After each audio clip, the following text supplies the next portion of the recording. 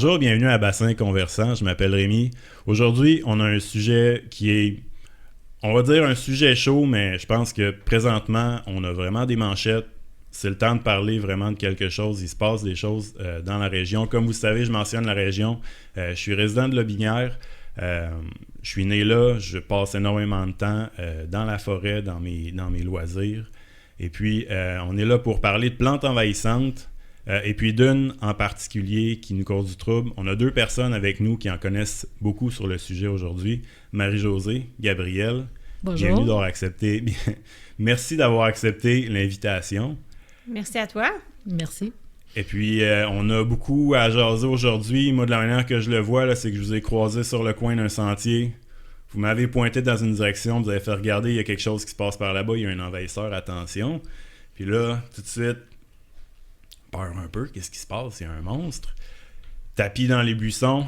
Vous me dites après que c'est un buisson. OK, bon. Pas tout à fait alerté, mais là, je comprends qu'en fait, j'ai tort. Présentement, cet envahisseur-là qui s'appelle le nerf brun bourdaine, c'est une plante envahissante. Ça vient d'arriver, on l'a détecté dans notre région, dans Lotbinière, dans Chaudière-Appalaches. Et puis là, je comprends, il y a péril en la demeure là, présentement. Est-ce que je me trompe là-dessus? Non, tu te trompes pas. Ça peut être très, très problématique éventuellement si on prend pas conscience qu'on a du nerf brun chez nous. Puis en fait, c'est un envahisseur qui est vraiment sournois, le nerf brun bourdaine, parce qu'il ressemble beaucoup à notre végétation qui est indigène, qui va se confondre là, à travers les arbustes, à travers la végétation naturelle. Puis il passe inaperçu jusqu'à temps qu'il soit trop tard. Si je comprends bien, dans le fond, aujourd'hui, on va un peu redéfinir notre idée du monstre. C'est quoi aujourd'hui? Ce que je trouve intéressant, c'est qu'on a un peu une thématique territoriale. Puis pour compléter mes présentations, je vais un peu sauter rapidement. En fait, Marie-Josée, je vais même aller chercher le texte, c'est un peu long là, pour moi. Aujourd'hui, en fait, Marie-Josée Martel, tu es ingénieure forestière à l'Agence de mise en valeur de la forêt privée de l'Estrie. Et puis Gabrielle Préfontaine-Dastou, coordonnatrice de projet à l'Agence de mise en valeur des forêts privées des Appalaches. Moi, ce que je disais qu'il y a un thème, c'est que là, on parle de l'Estrie, puis on parle des Appalaches. On parle d'envahissement, on parle d'envahisseurs. On comprend qu'il y a quelque chose qui voyage d'ouest en est. Donc, le nerf brun, là, de quoi ça arrive, là, c'est une plante, là, elle va pas me sauter dessus. C'est quoi la problématique? C'est quoi le problème? L'enjeu, de quoi je me sens menacé présentement? Là? Pourquoi on devrait s'inquiéter en Chaudière-Appalaches là, de sa présence qui est en fait toute nouvelle? Il faut peut-être faire une mise en contexte. Là. On connaît sa présence sur le territoire depuis seulement 2021 qu'elle a été trouvée en forêt privée. Donc, avant ce moment-là, elle se cachait à travers la végétation un peu... prête à bondir. Oui, c'est ça, un peu prête à bondir, un peu... elle passait vraiment, là... passait tout à fait inaperçue. Puis on veut pas se rendre là, en fait, comme la situation qu'on a qui est en ce moment en Estrie. Peut-être, Marie-Josée, tu pourrais nous en glisser un mot. Oui, c'est ça. Vraiment pour avoir une idée du péril, là, parce que je vois dans l'œil de Marie-Josée qu'on a une vétérante qui arrive devant nous puis qui a vu un peu ce qui se passe. Qu'est-ce qui se passe là? Mettons que j'ai une terre là où que je tiens beaucoup à la forêt, ce qui est mon cas. Ben, c'est ça. Nous, on a identifié la plante pour la première fois dans les années 90 en forêt privée. Et ça fait quand même plus de 20 ans qu'on a sonné l'alarme que c'était un enjeu très, très important pour le futur de notre forêt. Quand il y a du nerf brun dans une forêt qui envahit peu à peu le sous-bois, ben, il rentre en compétition avec nos espèces forestières, que ce soit les arbres, les petites plantes forestières, les fougères, peu importe, les arbustes. Il vient que la croissance de ces plantes-là sont moins grandes. Les arbres, même les grands arbres, oui, la forêt comme telle. Ben, la forêt comme telle, on n'a pas l'information pour voir si ça affecte la croissance des arbres qui ont 40-50 ans. Mais pour la jeune pousse, la relève de cette forêt-là, ça l'emmène à un taux de mortalité plus élevé. Et donc, ça peut compromettre éventuellement à long terme nos peuplements forestiers. Donc, ça vient s'insérer dans la dynamique forestière. Finalement, c'est quoi le mécanisme là, par lequel, je veux dire, ils vont quand même pas grimper sur le tronc des arbres? J'aimerais savoir comment ça rentre, comment ça cause le problème, puis au bout de la ligne, là, qu'est-ce qu'on vient vraiment perdre? Là? Mais on perd de la biodiversité. C'est aussi simple que ça. Les espèces exotiques envahissantes, là, c'est la deuxième cause de perte de biodiversité dans le monde. Donc, c'est pas quelque chose qu'on peut passer sous le silence puis tasser en dessous du tapis. Puis on veut surtout pas se rendre comme une situation en Estrie où, excusez-moi, mais ils l'ont échappé, là. Le nerf brun est rendu tellement abondant que... Puis ça coûte tellement cher se battre, essayer de contrôler cette espèce-là qui est... Le statu quo ou la laisser aller, c'est souvent l'espèce qui est privilégiée par les propriétaires. Donc, on ne veut pas en arriver là. Donc, la perte de biodiversité, certainement, la perte de jouissance, de la valeur récréative de notre lot boisé. Je parle pour un propriétaire, ça affecte la production, le produit d'une parcelle forestière? À long terme, oui, parce que si on n'est pas en mesure de régénérer naturellement notre forêt... Ça va être la succession de notre boisé qui va être en péril. Ce que vous me dites, c'est qu'une fois qu'on va avoir fait des coupes pour bois de chauffage et autres, au bois d'œuvre... Mais nos érables, c'est ça, nos érables n'auront pas la chance de repousser, le pin blanc, sapin, épinette, peu importe l'essence. Donc, notre fameux nerf brun bourdaine, là, qui, je fais une parenthèse, a un nom beaucoup trop mignon pour la cause, là, faut un peu recalibrer nos attentes par rapport à ça avec le petit nom. Il vient vraiment, dans le fond, quand on fait une perturbation, il va venir prendre la place du reste. Donc, ça devient un peu comme une monoculture spontanée là, dans notre ça peut aller jusqu'à... Oui, quand on est dans des extrêmes, là, ça peut devenir une monoculture de nerf brun. Il n'y a vraiment plus rien en sous-bois que du nerf brun. Donc, ça change aussi les composantes d'habitat pour la faune, abri, puis nourriture. Donc, pour les chasseurs aussi, c'est une perte d'habitat. Rien de ce qu'on connaît de cet habitat-là qui va être reconnaissable. Puis, je parlais de perte de jouissance tout à l'heure, là, de la valeur récréative, mais c'est absolument... On a moins de fun. Détestable de marcher dans un boisé de nerf brun. Là. Okay. On se promène à travers de tiges là, cordées, denses comme du maïs. Sais-tu, j'aimerais savoir justement, là, on rentre là-dedans parce que là, est-ce que c'est quoi la dynamique? Là? C'est détestable marcher là-dedans. Juste rapidement, là, mettons qu'on... Vraiment, juste pour se mettre quelques images mentales en tête, c'est quoi le portrait robot de cette plante-là? Plante, arbuste, de quoi ça a l'air? Juste rapidement, pour qu'on ait un peu une image mentale pour la suite des choses. Effectivement, c'est un arbuste, mais quand il est âgé, il peut venir comme un petit arbre de 7 à 8 mètres. Il y a des feuilles lustrées, alternes sur le rameau. Il y a des petites fleurs. Et les fleurs fleurissent tout au long de la saison. Donc, même ici, en octobre, il y a des fleurs, c'est ça. Ouais. Et tout au long de la saison, ces fruits vont commencer au mois de juin, juillet, tout dépendant. Et vous allez retrouver tout au long de la saison des fruits avec 3 couleurs différentes. Vert, rouge et noir. Noir, ça veut dire qu'ils sont rendus à maturité. Okay. Et en même temps, il y a des fleurs. Ça, c'est très particulier du nerf brun bourdaine, là. Et il va garder ses feuilles aussi tardivement à l'automne. Donc... Okay.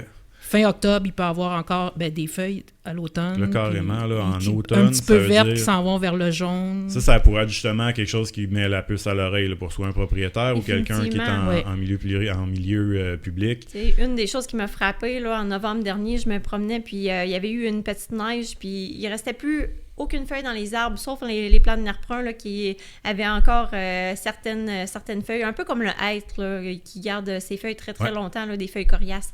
Donc, le nerf brun bourdaine fait la même chose. Gros, je suis un nerf brun bourdaine. Oui, exactement. Je suis présent, je suis dans votre boisé, là, donc c'est le meilleur moment pour le repérer. OK, mais je pense que ça... C'est un peu ce que je voulais faire avec ça. Je veux dire, moi, j'ai déjà un peu des images mentales. Je pense que ce qu'on veut, c'est... Il y a des ressources en ligne. On va faire un peu le tour de ça, peut-être tantôt, là, faire où on peut se diriger. En fait, Marie-Josée, elle a écrit un super beau livre avec des collaborateurs là, sur le guide de gestion du nerf brun bourdaine pour les propriétaires forestiers. C'est un guide qui est gratuitement accessible en ligne sur plusieurs ressources. C'est un outil qui est très bien vulgarisé. Puis, on va y décrire là, les critères d'identification pour le nerf brun bourdaine, mais aussi pour le nerf brun cathartique, qui est une autre espèce envahissante présente sur notre territoire. Ça, c'est parfait. Je pense qu'on va pouvoir mettre des liens à ça. Puis là, où on en est rendu, on a déjà un peu sauté à l'Estrie, parce qu'on a une représentante de l'Estrie qui arrive, qui sort de la brousse, là, qui vient de se battre là, dans la broussaille contre ça. Ici, on n'est pas en Estrie, on est pas mal plus à l'est, on est dans la région de Lobinière, en Chaudière-Appalaches. J'aimerais ça savoir... moi, j'en ai jamais vu dans ma région. Je l'ai vu ailleurs, justement, en Estrie. Mais ici, j'ai jamais vu ça. Pourquoi j'ai jamais vu ça? Je veux savoir, est-ce que je suis aveugle? Est-ce que c'est quelque chose... Est-ce qu'on a vraiment des nouvelles fraîches ici? Bien, comme je l'ai mentionné tout à l'heure, là, on connaît la détection, la présence de l'espèce depuis seulement 2021. Donc, elle passe vraiment inaperçue. Mais tout d'abord, j'aimerais ça prendre peut-être un pied de recul pour vraiment mettre plus en contexte là, pourquoi cette plante-là passe inaperçue, puis là, soudainement, on constate un envahissement majeur. Pourquoi en Estrie, on est rendu avec un envahissement majeur, même si on connaît la présence de cette espèce-là depuis 30 ans? En fait, je pense que c'est important de mentionner que c'est une espèce qui est exacerbée par les conditions de lumière. Donc, quand on vient intervenir, faire de l'aménagement forestier, quand on vient couper des arbres ou quand il y a des épisodes, des perturbations naturelles, des gros épisodes de vent qui viennent briser des arbres ou déraciner des arbres, mais on va avoir ces plantes-là qui étaient inaperçues en buisson dans notre boisé. Puis là, on lui donne de la lumière, puis là, c'est à ce moment-là, un peu, finalement, là, elle va elle aime exploser. Ça, dans le fond, c'est une plante qui est adaptable puis qui aime beaucoup les perturbations, oui. Qui va bien vivre là-dedans. Comme beaucoup d'espèces vivantes, finalement, qui vivent avec les humains, c'est qu'ils viennent à être à l'aise dans ces conditions-là de perturbation constante. C'est ça, elle aime la lumière, donc elle va avoir une très bonne croissance en lumière, puis pour faire des fleurs et des fruits, ça y prend de la lumière aussi. Donc, si elle est en sous-bois, à ce moment-là, elle va retarder sa production de semences, mais un couvert forestier, c'est jamais stable nécessairement, comme disait Gabriel. Il peut arriver des épisodes de verglas, de grands vents, et même la tordeuse des bourgeons des binettes. On regarde le couvercle sur notre nerf brun bourdaine. Oui, exactement. Comme sur la majorité des plantes envahissantes, j'imagine. Mm-hmm. Oui, puis là, je vais peut-être rajouter un petit détail qui, en tout cas, en Estrie, ça nous nuit. C'est la forte densité du chevreuil aussi, du cerf de Virginie. Qui mange le couvercle. Qui mange toutes les plantes de sous-bois, donc il ne laisse pas de compétition. Les plantes exotiques envahissantes, ils profitent aussi qu'il n'y a pas de compétition dans le sous-bois. Question, est-ce que le chevreuil le mange, le nerf brun? Ou Ben, il va le brouter. Il va brouter du jeune nerf brun. Il ne broutera pas les nerfs bruns qui ont 30 ans. Là, mais quand même. Mais c'est ça. Ouais. Mais il va brouter. Mais ça nous nuit, les fortes densités de cerf de Virginie pour en lien avec le nerf. Là, je parle avec Madame Estrie, puis là, j'aimerais savoir ce que là, moi, je viens de le mentionner, il n'y a pas grand-chose chez nous, là, mais là, est-ce qu'il est encore temps d'agir? Est-ce que là, on s'enligne vers un scénario ou est-ce qu'on ne sera même plus capable de marcher dans le bois demain? On est rendu où dans le coin ici? C'est le temps maintenant là, de se promener, d'apprendre à reconnaître cette espèce-là. Tu as dit tout à l'heure là, que dans le Binière, tu n'en avais pas aperçu. Puis, il y en a. Il y en a dans le Binière, il y en a au Parc de la Seigneurie, il y en a dans 12 municipalités, au moins. Ça fait, là, on parle de la forêt seigneuriale. Puis là, on a la carte. En fait, il y a une carte devant toi qu'on pourra aussi mettre dans nos apparitions visuelles. Ça fait seulement 2 ou 3 ans qu'on cherche le nerf brun sur le territoire, puis on a maintenant découvert la présence dans 12 municipalités. Puis là, c'est vraiment important de savoir que l'absence de détection de cette espèce-là sur le territoire, ça ne veut pas dire qu'il n'est pas là. Donc, c'est vraiment parce qu'elle n'a pas été identifiée, elle n'a pas été reconnue dans une municipalité. Là. Donc, puis c'est vraiment aux 4 coins de Chaudière-Appalaches. Là, on parle de Saint-Zacharie sur le bord des lignes américaines, on parle de Beau-Lac-Garby dans le sud de la Beauce, on parle de Sainte-Louise dans l'Îlet, puis à la ville de Lévis. On peut vraiment présumer que là, on a quelques points rouges sur cette carte-là. C'est les endroits où on a mis la lampe de poche là, pour regarder, mais on peut présumer qu'il y en a ailleurs finalement. Oui. C'est pas juste exactement. Des petits endroits où il y avait 2 plants. Un gros foyer d'infestation chez nous à Saint-Damien-de-Boclin, dans Bellechasse, là, où on trouve vraiment plusieurs lots boisés qui sont affectés par la présence de cette espèce-là. Puis, c'est important que tu mentionnes que tu n'en as pas vu parce que, en fait, c'est là où on doit faire notre travail en ce moment. On doit sensibiliser les gens à aller voir, aller chercher, aller fouiller, essayer de reconnaître cette espèce-là. Utilisez vos téléphones pour prendre des photos et essayer d'identifier la végétation. Puis s'il y a une espèce particulièrement en bordure des chemins qui vous semble prendre beaucoup de place, qui fait des fleurs, des fruits, vous savez pas trop c'est quoi, c'est pas du cerisier, c'est pas de la mélanchier. Essayez de voir qu'est-ce que ça pourrait être. Ça serait quoi l'outil pour valider ça? Si on a un doute, là, cette drôle de plante-là, c'est joli, mais il me semble que ça pousse pas partout. C'est-à-dire que comment je ferais, là, moi, pour valider ça? Propriétaire de terre, randonneur, peu importe, je veux vraiment pas faire d'exception aujourd'hui. Vers quoi on se tourne rapidement, là? Il y a des applications qu'on peut télécharger sur notre téléphone, là, PlanteNet, iNaturalist, Seek, la petite flore forestière. Ils sont disponibles au public dans oui, c'est gratuit. C'est gratuit. Je pense que c'est quelque chose qui est à la base d'intelligence artificielle. Là. C'est une photo. Là, vous allez avoir des feuilles, des fruits, oui. Un diagnostic comme par magie. Ça veut dire nerfrun bourdaine. Avec un certain pourcentage de compatibilité. Donc, excellent. Puis sur iNaturalist, on a aussi le feedback là, de la communauté scientifique qui peut venir infirmer un diagnostic. Oui, c'est ça. Donc, ils peuvent dire oui, on pense que c'est ça ou non, on pense pas que c'est ça pour telle raison. Donc, on a aussi le bagage de tous les gens qui se connaissent en plantes là, qui peuvent contribuer. Excellent. Hey, je vais ramener ça. Juste un flash un peu à l'esprit. Là, je comprends que là-bas, c'est un peu la guerre. Ça fait longtemps déjà, probablement, je sais pas si je me trompe, ça n'a peut-être pas été attrapé tout à fait assez vite. Ou peut-être que ça l'a été, mais je pense que c'est une guerre qui est difficile. C'est une guerre qui est difficile. On a commencé à faire des projets de recherche dès les débuts des années 2010, parce qu'on n'avait pas beaucoup de connaissances, mais bon, on fait des tests, on essaye de trouver des solutions. Donc, il doit commencer à avoir un peu des exemples aussi de luttes qui ont été exemplaires, de choses qui ont été bien faites aussi, parce que forcément, on n'est pas là pour faire le procès de l'Estrie. On veut apprendre de l'Estrie. Moi, j'aimerais ça amener un peu sur le côté de l'intervention puis l'expérience qu'on en a. Part dans le fond de la terre, je vais faire mon bois de chauffage. Sur le bord de la clairière, là, il y a un arbuste qui ressemble drôlement à ça, je n'ai entendu parler. Là, c'est beau, ok, je l'ai identifié. Ah, ça semble être ça, de toute façon. Je veux pas prendre de chance. Qu'est-ce qu'on fait avec ça, là, rendu là? Est-ce que c'est complexe de se débarrasser du nerf-brun bourdaine? Bien, tout dépendant de la hauteur du nerf-brun, ça serait de l'arracher carrément. Simplement. S'il n'y en a pas beaucoup, c'est localisé, on l'arrache. Puis l'efficacité de ça, est-ce que je veux juste savoir, est-ce que bien, après, il faut que tu fasses un suivi. Tu peux, l'arrachage manuel, il y a des outils qui existent.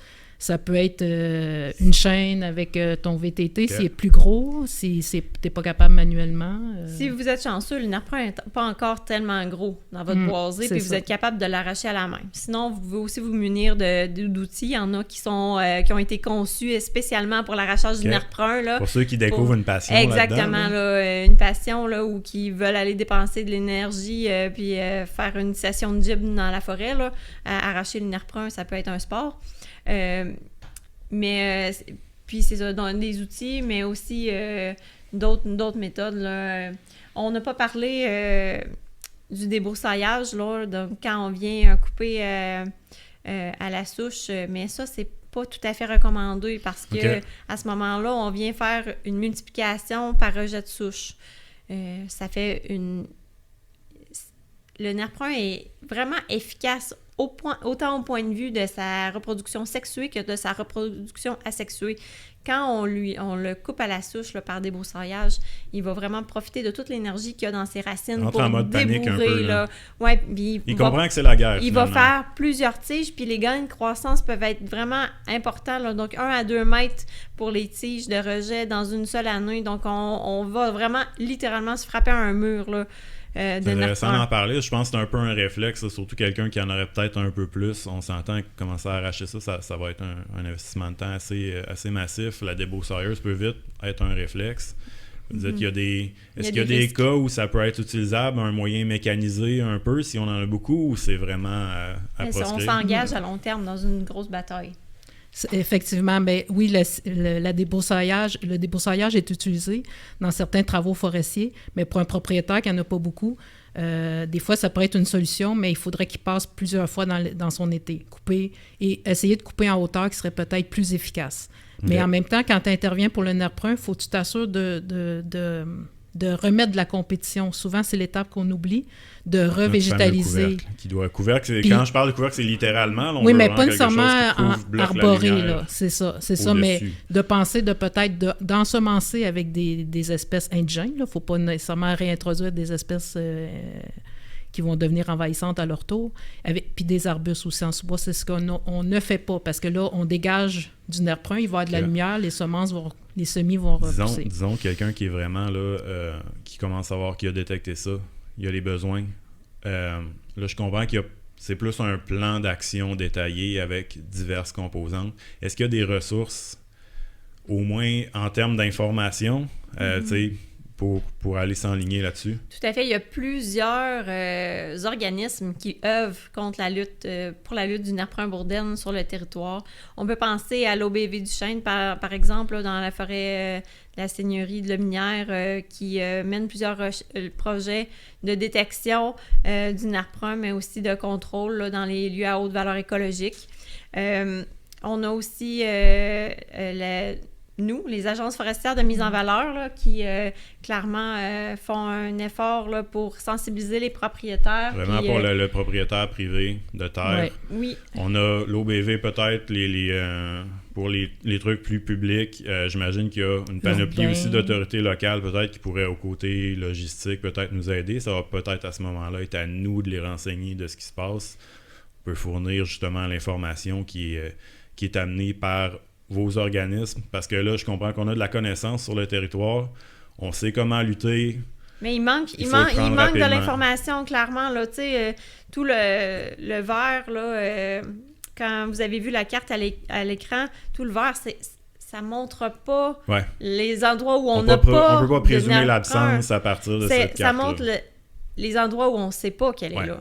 C'est une absence de connaissance et non une absence de mention de la plante. Effectivement, sur place. parce qu'il faut penser que c'est les oiseaux, c'est le principal vecteur de déplacement, c'est les oiseaux. Donc, les oiseaux sont capables de faire des grandes distances. Ils n'ont pas beaucoup de congés. Non, c'est ça. Je pense que là-dessus, juste pour emballer ça, pour la fin, on comprend que c'est un jeu de rapidité, c'est un jeu d'information. Je pense que moi, c'est le temps, là, même pour toute la problématique des plantes envahissantes, exotiques envahissantes au Québec. Je pense qu'il faut que ça rentre dans la conscience publique. C'est un jeu de rapidité, c'est un jeu d'information. Il y a des autorités qui savent quoi faire, il faut communiquer. Dans Chaudière-Appalaches, on est au bon moment. Il est minuit moins une. Il faut sensibiliser la population. Il faut arrêter d'en planter en haie brise-vent, par exemple. Puis il faut apprendre à la détecter. Excellent. Minuit moins une, en espérant qu'il n'y ait pas minuit et une. Mais dans tous les cas, je pense qu'il y a quelque chose à faire. Marie-Josée, Gabriel, merci d'avoir été avec nous aujourd'hui pour en parler. Ça nous a vraiment fait plaisir, mais c'est tellement important. Là. Nous autres, on est là-dedans tous les jours, puis on le voit sur le territoire, le nerf brun est présent, puis c'est le moment d'agir. Mais merci de m'avoir invité, puis croyez-moi, là, c'est le temps d'agir en Chaudière-Appalaches parce que vous ne voulez pas avoir les envahissements qu'on a en Estrie parce que c'est très, très dispendieux de contrôler le nerf brun. Je prends ton mot, Marie-Josée. Je pense qu'il y a une des choses que je retiens aujourd'hui, c'est vraiment ça. Il est l'heure d'agir. Il faut qu'on se réveille. Merci beaucoup. Merci. Merci.